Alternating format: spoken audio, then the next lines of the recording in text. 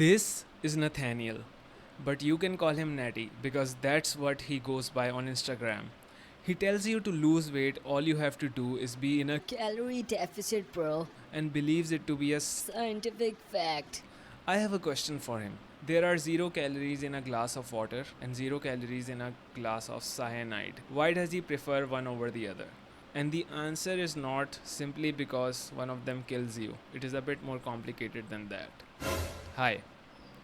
If you're new to this channel, so am I, because this is literally my first video and hopefully it won't be my last. For a moment, let's assume a human being, that's you, requires 2000 calories per day to survive, which is not true because it varies based on your height, age, gender, level of physical activity, and so on. Spider Man might be able to ingest 2500 calories per day, but for the Hulk, that might just be one bite. But let's steer clear of superheroes and steroid users for now. You see, it is not as simple as calories in and out or eating less and moving more. There's a lot going on in your body that requires energy. There's this thing called the basal metabolic rate, and the overwhelming majority of your total energy expenditure of the day comes from the BMR, not exercise. This includes all sorts of housekeeping tasks like breathing, maintaining body temperature, keeping the heart pumping, liver function, overthinking, taking a dump, sitting and watching this video, and the list goes on.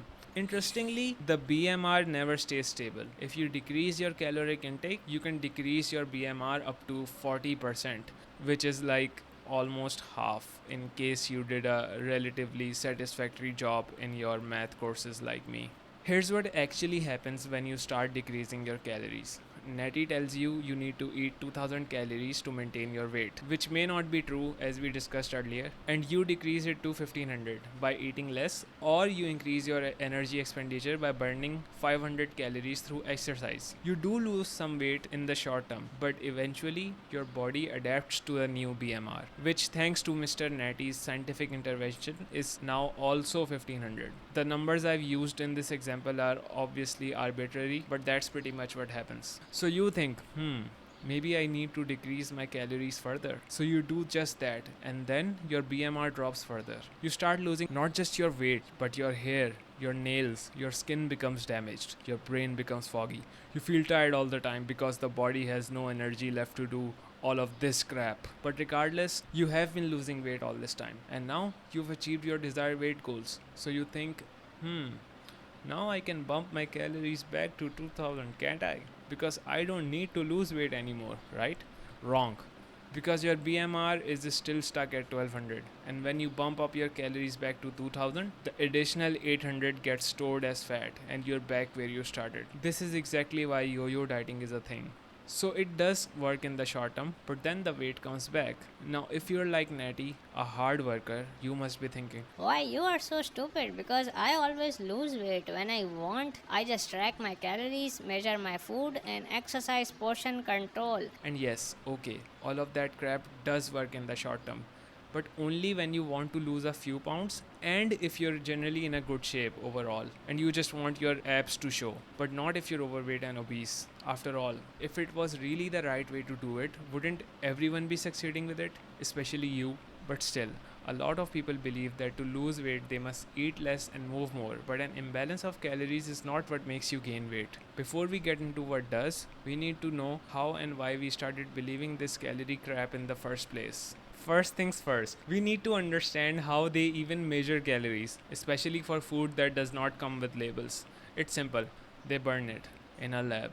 It's weird, I know. And the amount of heat that the thing releases is meant to be the total number of calories in that food. The actual process is a bit more complicated where the food is enclosed in a container with water and they actually monitor the rise in the temperature of the water. But since I was busy working on my potential Pulitzer Prize winning painting, I thought I'll just draw this one as simply as I could. But you know what else contains calories besides food? Possibly all kinds of shit that you're not supposed to be eating. Like rats. Unless you're Vietnamese.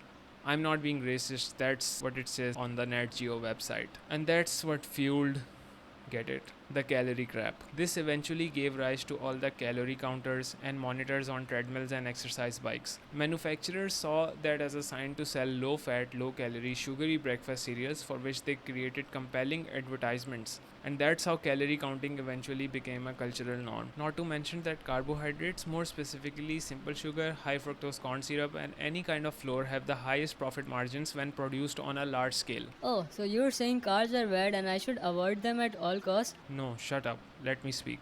They're not all bad, but they're not all good either. But that's for another video. Back to Natty. If the answer he gives you is But cyanide is not food. that's when you say, so you do agree that there are things that can be eaten that aren't food. So the moral of the story is not everything that you put in your mouth is meant to be swallowed,